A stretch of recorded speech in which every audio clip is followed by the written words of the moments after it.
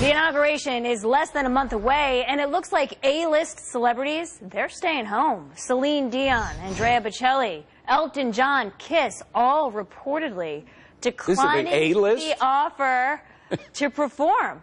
The Beach Boys reportedly are considering performing. We have our panel back right now to respond to this. Blake and Hadley, good to see both of you again.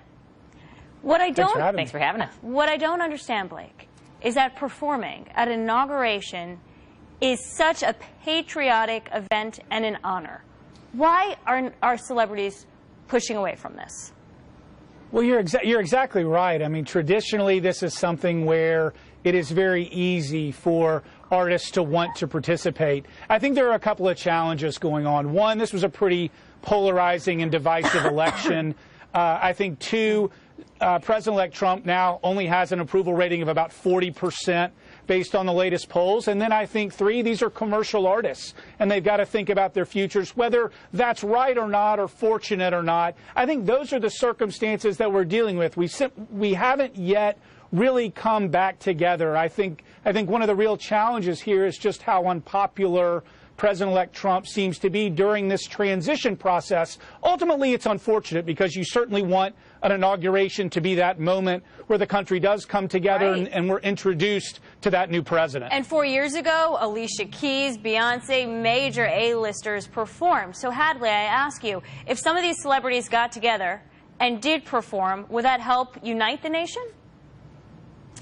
You know, maybe. I think it's just natural. It's sort of how things go, that celebrities and A-listers tend to be liberal. They tend to be Democrats, and they tend to be more willing to celebrate the inauguration of Democratic presidents instead of a Republican like Trump. And Blake's right. It was a very tough, very divisive election cycle. But a lot of the people who supported Trump, who voted for Trump, they're not really bothered by this. They're not really concerned by the fact that these Hollywood A-listers aren't going to show up on Inauguration Day to celebrate, because that's not why they elected President-elect Trump. They didn't vote for him because he would be the one to pull these big names on Inauguration Day. They voted for him because they want to see change in the policies domestically, in our economic situation. Those are the things that are really going to affect our lives, not who sings on Inauguration Day. And he's busy. Trump, come on, let's face it. He's busy pulling, you know, CEOs and business leaders and politicians on his team right now. But Blake, do you think he cares that he can't, you know, have this A-list performance on Inauguration Day? Do you think he cares? Does that get under his skin? Well, there are news reports today that suggest he very much does care. He's brought in Mark Burnett